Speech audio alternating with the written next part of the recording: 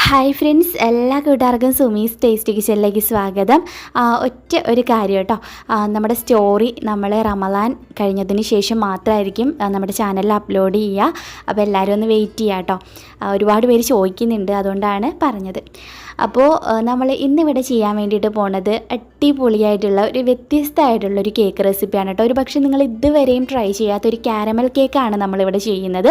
അതും സാധാരണ മിക്സിയുടെ ജാറ് യൂസ് ചെയ്തിട്ടാണ് ചെയ്യുന്നത്. നമുക്ക് ബീറ്ററൊന്നും ഇല്ലാണ്ട് വളരെ പെട്ടെന്ന് സിമ്പിളായിട്ടുള്ള രീതിയിൽ വളരെ വ്യത്യസ്തമായിട്ട്, കേക്കിൽ നിന്നും വളരെ വ്യത്യസ്തമായിട്ട് നമുക്കിത് ചെയ്തെടുക്കാൻ പറ്റും. അതുപോലെ ചെയ്യാനും വളരെ എളുപ്പമാണ്.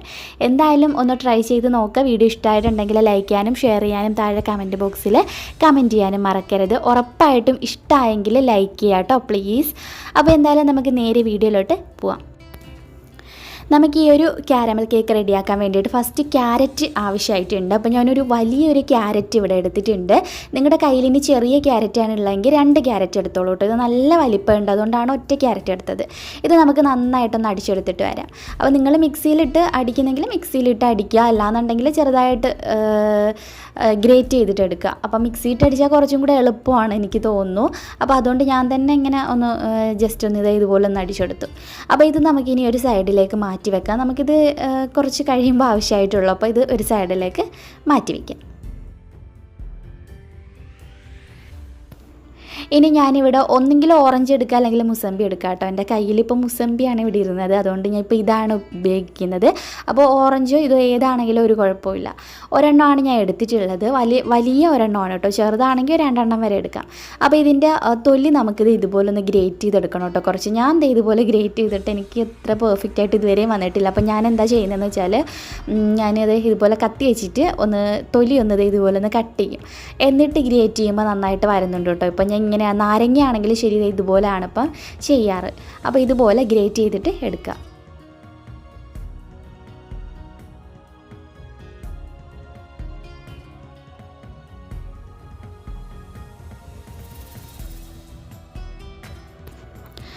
അപ്പോൾ ഞാൻ ഗ്രേറ്റ് ചെയ്തെടുത്തിട്ടുണ്ട്. ഒരുപാടൊന്നും വേണ്ട, 1 ടീസ്പൂൺ അളവിൽ മതി. കാരണം നമുക്ക് ആ ഒരു ഫ്ലേവർ കേക്കിൽ കിട്ടാൻ വേണ്ടിയിട്ടാണ് ഇപ്പോൾ ഇത് ഗ്രേറ്റ് ചെയ്യുന്നത്.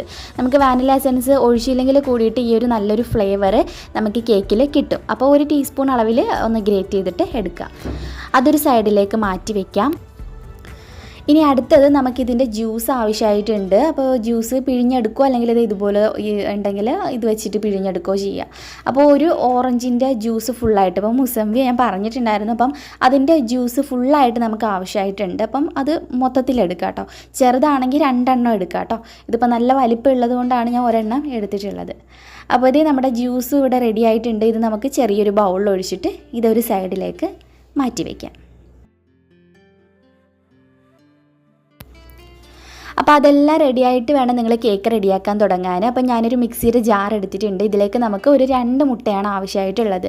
തണുപ്പില്ലാത്ത മുട്ട എടുക്കാൻ വേണ്ടിയിട്ട് പ്രത്യേകമായിട്ട് ശ്രദ്ധിക്കണം കേട്ടോ. അപ്പോൾ ഈ ഒരു 2 മുട്ട നമുക്ക് മിക്സിയുടെ ജാറിൽ ഒഴിച്ചു കൊടുക്കാം. ഇനി നിങ്ങളുടെ കയ്യിൽ ബീറ്റർ ഉണ്ടെങ്കിൽ അത് വെച്ചിട്ട് തന്നെ ചെയ്തോളൂ കേട്ടോ. ഇതിനേക്കായി പെർഫെക്റ്റ് ആവും. അപ്പോൾ ഇതിലേക്ക് ഒരു നുള്ളളവിൽ ഉപ്പ് ചേർത്ത് കൊടുക്കുക. ഇനി ബീറ്ററാണ് നിങ്ങൾ യൂസ് ചെയ്യുന്നതെങ്കിൽ ബൗളിൽ ഇതുപോലെ മുട്ടയും ഒരു നുള്ളുപ്പും ഇതുപോലെ ഒരു 1/4 കപ്പ് പഞ്ചസാര പൊടിച്ചതും ചേർത്ത് നല്ല പതഞ്ഞ് വരുന്നവരെ ബീറ്റ് ചെയ്താൽ മതി കേട്ടോ. അപ്പോൾ ഞാനിപ്പോൾ മിക്സിയിലായതുകൊണ്ട് ഇപ്പം ഇത് ഇത്രയും കൂടെ മിക്സി ചേർക്കുകയാണ്. ഇതിനോടൊപ്പം തന്നെ നമ്മൾ ഗ്രേറ്റ് ചെയ്തിട്ടുള്ള ആ ഒരു മുസമ്പിയുടെ ആ ഒരു തൊലി ഗ്രേറ്റ് ചെയ്ത് കൂടി കൊടുത്തിട്ടുണ്ട്. അപ്പം നിങ്ങൾ ബീറ്റർ വെച്ചിട്ടാണെങ്കിലും ഇത് 4ഉം ചേർത്തതിന് ശേഷം വേണം ബീറ്റ് ചെയ്യാൻ കേട്ടോ. നന്നായിട്ട് പതപ്പിച്ചെടുക്കുക. അപ്പം മിക്സിയിലായതുകൊണ്ട് ഞാനിപ്പോൾ ഈ ഒരു രീതിക്ക് ഒന്ന് ബീറ്റ് ചെയ്തിട്ട് എടുത്തിട്ടുണ്ട്. ഇനി ഇതിലേക്ക് തന്നെ നമ്മൾ ഒരു 1/4 കപ്പ് അളവിൽ ഓയിൽ, ഞാനിവിടെ സൺറിച്ചിൻ്റെ ഓയിലാണ് യൂസ് ചെയ്യുന്നത്. പാമോലിൻ വേണമെങ്കിലും എടുക്കാം, വെളിച്ചെണ്ണ മാത്രം എടുക്കരുത് കേട്ടോ. അത് ഒഴിച്ചു കൊടുക്കുക. അതിനോടൊപ്പം തന്നെ നമ്മുടെ ആ ഒരു ജ്യൂസ് ഏകദേശം ഒരു 1/4 കപ്പ് അളവിൽ ഉണ്ടായിരുന്നു, അതും ഒഴിച്ചിട്ടുണ്ട്. ഇനി ഇത് ഇത്രയും കൂടിയിട്ട് ഒന്നുകൂടി ഒന്ന് അടിച്ചെടുക്കാം. അപ്പോൾ ഞാൻ ഇതെല്ലാം കൂടിയിട്ട് ഒന്ന് ബീറ്റ് ചെയ്തെടുത്തിട്ടുണ്ട്. ഒരുപാട് സമയം നിങ്ങളിട്ട് ബീറ്റ് ചെയ്യേണ്ട ആവശ്യമൊന്നുമില്ല കേട്ടോ. ജസ്റ്റ് ഒന്ന് മിക്സ് ആവാൻ വേണ്ടിയിട്ട് ഒന്ന് അടിച്ചെടുത്താൽ മാത്രം മതി. അതൊരു ബൗളിൽ ഒഴിച്ചിട്ട് നമുക്കൊരു അരിപ്പ വെച്ച് കൊടുക്കാം. ഇനി ഇതിലേക്ക് നമുക്ക് മൈദയാണ് ചേർത്ത് കൊടുക്കേണ്ടത്. ഞാനിപ്പോൾ ഇവിടെ ഒരു 1/4 കപ്പ് അളവിൽ മൈദയാണ് എടുത്തിട്ടുള്ളത്. അത് നമുക്ക് ഇട്ട് കൊടുക്കാം. ഇനി ഇതിലേക്ക് ബേക്കിംഗ് പൗഡർ ചേർത്ത് കൊടുക്കുക. 1 ടീസ്പൂൺ അളവിൽ ബേക്കിംഗ് പൗഡർ എടുത്തിട്ടുണ്ട്. നമ്മൾ ഓൾറെഡി ഇതിനകത്ത് ഉപ്പൊക്കെ ചേർത്തിട്ടുണ്ട്, അതുകൊണ്ട് ഇപ്പോൾ ചേർക്കേണ്ട ആവശ്യമില്ല കേട്ടോ. ഇത് രണ്ടും കൂടിയിട്ടൊന്ന് അരിച്ചിട്ട് കൊടുക്കുക. വേണമെന്നുണ്ടെങ്കിൽ ഒരു നുള്ളു സോഡാപ്പൊടിയും ചേർത്ത് കൊടുക്കുക. ഞാനിപ്പോൾ ചേർത്തിട്ടില്ല. പിന്നെ ഇതിൽ നമ്മളിപ്പോൾ ചേർക്കുന്നത് ഒരു 1/4 ടീസ്പൂൺ അളവിൽ നമ്മുടെ ഗരം മസാലപ്പൊടി ഉണ്ടല്ലോ, അതാണ് കേട്ടോ ചേർക്കുന്നത്. ഇതിൽ പ്രത്യേകിച്ചൊന്നുമില്ല, പട്ടയും ഗ്രാമ്പും മാത്രമേ ഉള്ളൂ. അപ്പോൾ അത് രണ്ടും കൂടിയിട്ട് ഞാൻ പൊടിച്ച് വെക്കാറുണ്ട് കേട്ടോ. അത് ഞാനിപ്പോൾ ഒരു 1/4 ടീസ്പൂൺ ചേർത്തയാണ്. അപ്പോൾ ഇത് അതും കൂടെ ചേർത്തിട്ട് ഇതുപോലെ മെല്ലെ ഫോൾഡ് ചെയ്തിട്ട് എടുക്കുക. ഒരു കാരണവശാലും ഓവറായിട്ട് മിക്സ് ചെയ്യാണ്ട് ജസ്റ്റ് ഇതുപോലെ ഒന്ന് ഫോൾഡ് ചെയ്തിട്ട് എടുത്താൽ മതി. ഒരുപാട് പേര് പറയുന്നുണ്ടായിരുന്നു കേട്ടോ കേക്ക് റെസിപ്പിയൊക്കെ ഇല്ല, അപ്ലോഡ് ചെയ്യുന്നില്ല എന്ന്. അതുകൊണ്ട് ചെയ്തതാണ് കേട്ടോ. 2 ദിവസമായി എടുത്ത് വെച്ചിട്ട് എനിക്ക് വയ്യായിരുന്നു കേട്ടോ. അതാണ് എനിക്ക് ഇടാൻ പറ്റാതിരുന്നത്. 2 ദിവസം മുമ്പുള്ള റെസിപ്പിയാണ് ഞാൻ നിങ്ങളുമായിട്ട് ഇപ്പോൾ ഷെയർ ചെയ്യുന്നത്. അപ്പോൾ ഇതേ നമ്മളൊന്ന് മിക്സ് ചെയ്തിട്ടുണ്ട്. മിക്സ് ചെയ്ത് കഴിഞ്ഞാൽ നമ്മൾ വലിയൊരു ക്യാരറ്റ് ഒന്ന് മിക്സിയിട്ട് ഗ്രേറ്റ് ചെയ്തില്ലേ, അത് നമുക്ക് ഇതിനുള്ളിലേക്ക് ഇട്ട് കൊടുക്കാം.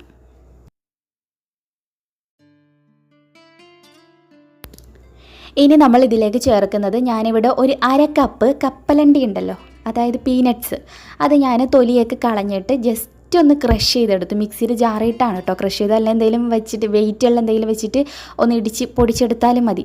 ഒരുപാടങ്ങ് ഫൈൻ പൗഡർ ആവരുത്, ക്രഷായിട്ട് തന്നെ കിടക്കണം കേട്ടോ. അപ്പോൾ അങ്ങനെ ക്രഷാക്കി എടുത്തിട്ടുള്ള പീനട്ട്സാണ് നമ്മളിപ്പോൾ ഇതിലേക്ക് 1/2 കപ്പ് എടുത്തു, എന്നിട്ട് ക്രഷ് ചെയ്തു, എന്നിട്ട് ഇതിലേക്ക് ഞാൻ ചേർത്ത് കൊടുത്തു. അപ്പോൾ ഈ ക്യാരറ്റും നമ്മുടെ പീനട്ട്സും കൂടി ഇതിലേക്ക് ഇട്ടിട്ട് ഇതുപോലെ ഒന്ന് ഫോൾഡ് ചെയ്തിട്ട് എടുക്കുക. ഒരുപാട് ഓവർ മിക്സിങ് ഇല്ലാണ്ട് ഞാൻ ഈ ചെയ്യുന്ന പോലെ മെല്ലെ ഒന്ന് ഫോൾഡ് ചെയ്തെടുക്കുക. അപ്പോൾ ഇതേ ബാറ്റർ ഇവിടെ റെഡി ആയിട്ടുണ്ട്. ഇനി നമുക്ക് ഇതൊരു ടിന്നിൽ ഒഴിച്ച് ബേക്ക് ചെയ്യണം. ഞാനൊരു 7 ഇഞ്ചിൻ്റെ ടിന്നാണ് ഇതിന് വേണ്ടിയിട്ട് എടുക്കുന്നത്. അപ്പോൾ അതൊന്ന് നേരത്തെ ഗ്രീസ് ചെയ്ത് വെക്കുന്നത് നല്ലതാണ് കേട്ടോ. കുറച്ച് ബട്ടർ ഓയിൽ വെച്ചിട്ട് ഗ്രീസ് ചെയ്ത് ഒരു ബട്ടർ പേപ്പറൊക്കെ ഇട്ട് നേരത്തെ തന്നെ വെക്കുക. അപ്പോൾ ഈ ഒരു ടിന്നിൽ നമുക്കിപ്പോൾ റെഡിയാക്കിയിട്ടുള്ള ഈ ഒരു ബാറ്റർ ഒഴിച്ചു കൊടുക്കാം.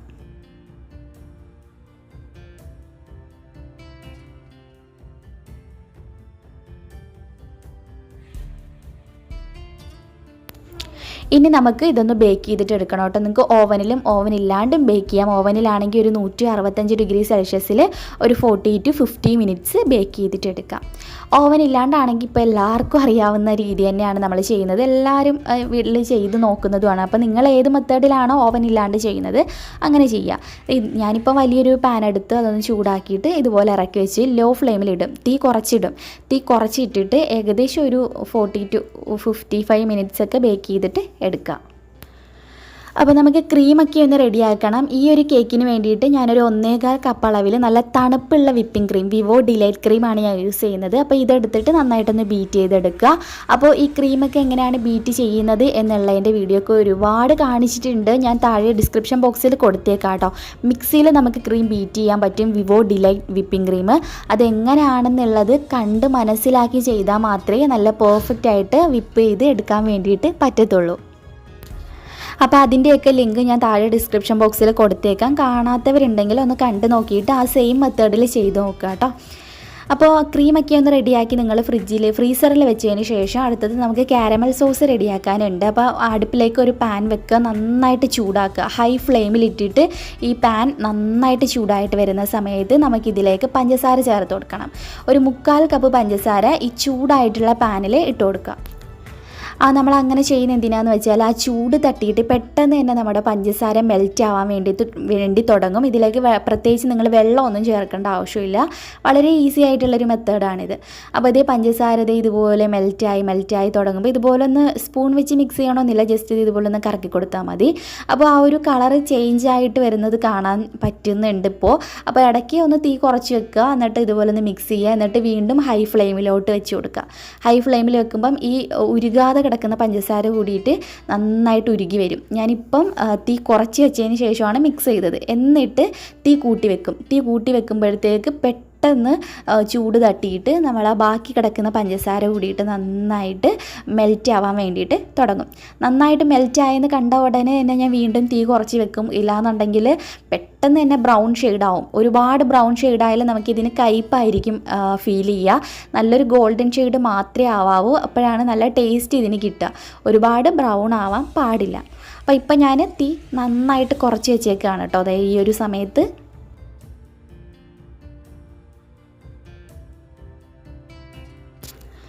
ഈ ഒരു സമയത്ത് നമുക്കൊരു 2-3 ടേബിൾ സ്പൂൺ അളവിൽ ബട്ടർ ചേർത്ത് കൊടുക്കാം കേട്ടോ. ബട്ടർ ചേർത്തിട്ട് തീ കുറച്ച് തന്നെ വെച്ചേക്കാണ്. നന്നായിട്ട് മിക്സ് ചെയ്യുക. ബട്ടർ കംപ്ലീറ്റ് ആയിട്ട് ഇതിൽ കടന്നിട്ട് ഒന്ന് മിക്സായിട്ട് വരണം.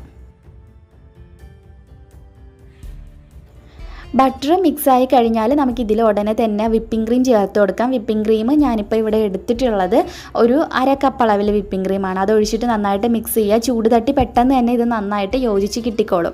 പിന്നെ വിപ്പിംഗ് ക്രീമിന് പകരമായിട്ട് നമുക്ക് വേറൊരു മെത്തേഡ് യൂസ് ചെയ്യാം. അത് മറ്റൊന്നുമല്ല, നമ്മുടെ കോൺഫ്ലോർ അതൊരു 2 ടേബിൾ സ്പൂൺ എടുക്കുക. എന്നിട്ട് ഒരു അല്പം വെള്ളം, ഒരു 1/4 കപ്പോളം വെള്ളം ഒഴിച്ച് നന്നായിട്ട് മിക്സ് ചെയ്യുക. എന്നിട്ട് വീണ്ടും വെള്ളം ഒഴിക്കണം കേട്ടോ. മൊത്തത്തിൽ 1/2 കപ്പ് വെള്ളവും 2 ടേബിൾ സ്പൂൺ കോൺഫ്ലോറും കലക്കിയിട്ട് ഇതിലേക്ക് ഇപ്പോൾ വിപ്പിംഗ് ക്രീമിന് പകരമായിട്ട് ഒഴിച്ചു കൊടുത്താൽ അടിപൊളിയായിട്ടുള്ളൊരു ഗ്ലേസ് നമുക്ക് കിട്ടും. അപ്പോൾ നമ്മുടെ കാരമൽ സോസ് ഇവിടെ റെഡി ആയിട്ടുണ്ട്. ഇതൊരു സൈഡിലേക്ക് ചൂടാറാൻ വേണ്ടിയിട്ട് മാറ്റി വയ്ക്കാം. അപ്പോഴേക്കും നമ്മുടെ കേക്കൊക്കെ ഇത് നല്ലപോലെ ഇവിടെ വെന്ത് വന്നിട്ടുണ്ട്. ഇനി ഇത് ചൂടാറാൻ വേണ്ടിയിട്ടൊന്ന് മാറ്റി വെക്കണം. ചൂടാറുന്ന സമയത്ത് നമുക്ക് ഈ ടിന്നിൽ നിന്നും കേക്കൊക്കെ പുറത്തെടുക്കാം കേട്ടോ. ഞാനിപ്പോൾ ഈ ഒരു ടിന്ന് യൂസ് ചെയ്തേ ഉള്ളൂ. നിങ്ങൾക്ക് ഏത് ടിന്ന് വേണമെങ്കിലും എടുക്കാം കേട്ടോ, കേക്കല്ലേ. അപ്പോൾ ടിന്നിൽ നിന്നും കേക്കൊക്കെ എടുത്തു. എന്നിട്ട് നമുക്ക് ഈ ബട്ടർ പേപ്പറൊക്കെ ഒന്ന് മാറ്റി കൊടുക്കാം. എന്നിട്ട് ഈ കേക്കിൻ്റെ ടോപ്പിൽ നിന്നും ഞാൻ കുറച്ച് കട്ട് ചെയ്ത് മാറ്റി കേട്ടോ. അതേ കണ്ടോ, ഏറ്റവും മുകളിൽ നിന്നും മാറ്റിയിട്ടുണ്ട്. അത് ലാസ്റ്റത്തെ ഡെക്കറേഷന് വേണ്ടിയിട്ടാണ് ഇത് മാറ്റുന്നത്. അപ്പോൾ ഇതൊരു സൈഡിലേക്ക് മാറ്റി വെച്ചിട്ട് ഈ ഒരു കേക്ക് നമുക്കൊരു 3 ലെയറായിട്ട് കട്ട് ചെയ്യാം. ഞാനിപ്പോൾ 7 ഇഞ്ചിൻ്റെ ടിന്നിലാണ് ഈ ഒരു കേക്ക് ബേക്ക് ചെയ്തിട്ടുള്ളത്. നമുക്കൊരു 6 ഇഞ്ചിൽ തന്നെ ബേക്ക് ചെയ്യാം. 6 ഇഞ്ച് ചെയ്താൽ കുറച്ചുകൂടെ ഹൈറ്റ് കൂടുതലായിട്ട് കിട്ടും നമുക്ക്. അപ്പോൾ ഇതുപോലെ കേക്കൊക്കെ ഒന്ന് കട്ട് ചെയ്തിട്ട് മാറ്റി വയ്ക്കും. ഇനി നമുക്ക് കേക്ക് ഐസിങ് ചെയ്യാൻ വേണ്ടിയിട്ട് തുടങ്ങാം. അപ്പോൾ കേക്ക് ബോർഡ് എടുത്ത് വെച്ചിട്ടുണ്ട്. ഇതിൻ്റെ മുകളിലേക്ക് നമുക്ക് ഫസ്റ്റ് ലെയർ കേക്ക് എടുത്ത് വെച്ച് കൊടുക്കാം. ഏറ്റവും ടോപ്പിൽ വെക്കുന്ന, ടോപ്പിൽ നിന്ന് കട്ട് ചെയ്തിട്ടുള്ള ആ ഒരു പീസില്ലേ, അത് നമ്മൾ എപ്പോഴും കേക്ക് ഐസിങ് ചെയ്യുമ്പം ഏറ്റവും നടുക്കായിട്ട് വെച്ച് കൊടുക്കുക. അതുപോലെ തന്നെ ഏറ്റവും അടിയിലത്തെ പീസ് ഏറ്റവും ടോപ്പിലുമായിട്ട് വെച്ച് കൊടുക്കുക കേട്ടോ. അപ്പോഴാണ് നമുക്ക് കേക്ക് നല്ല ഫിനിഷിങ് ലുക്കായിട്ട് മുകളൊക്കെ കാണാനായിട്ട് കിട്ടത്തുള്ളൂ. അപ്പം നിങ്ങൾ എപ്പോഴും കേക്കിൻ്റെ മുകളിൽ നിന്ന് കട്ട് ചെയ്തിട്ടുള്ള ഏറ്റവും മുകളിലത്തെ ആ ഒരു പീസ് നടുക്ക് ആയിട്ട് വെക്കുക. അപ്പോഴേ നമുക്ക് നന്നായിട്ട് കേക്ക് കാണാൻ വേണ്ടിയിട്ട് കറക്റ്റ് ഒരു ലുക്ക് കിട്ടും. അതിന് വേണ്ടിയിട്ടാണ്. അപ്പോൾ ഇതിലേക്ക് നമ്മളെപ്പോഴും തയ്യാറാക്കുന്ന പോലെ ഷുഗർ സിറപ്പ് ഞാൻ ഒഴിച്ചിട്ടുണ്ട്. അതുപോലെ ഇനി നമ്മൾ റെഡിയാക്കിയിട്ടുള്ള വിപ്പിംഗ് ക്രീം ഇതുപോലെ ഒന്ന് ആക്കി കൊടുക്കുകയാണ്. അപ്പോൾ ഇതുപോലെ നമുക്ക് എല്ലാം ഒന്ന് റെഡിയാക്കിയിട്ട് എടുക്കാം കേട്ടോ.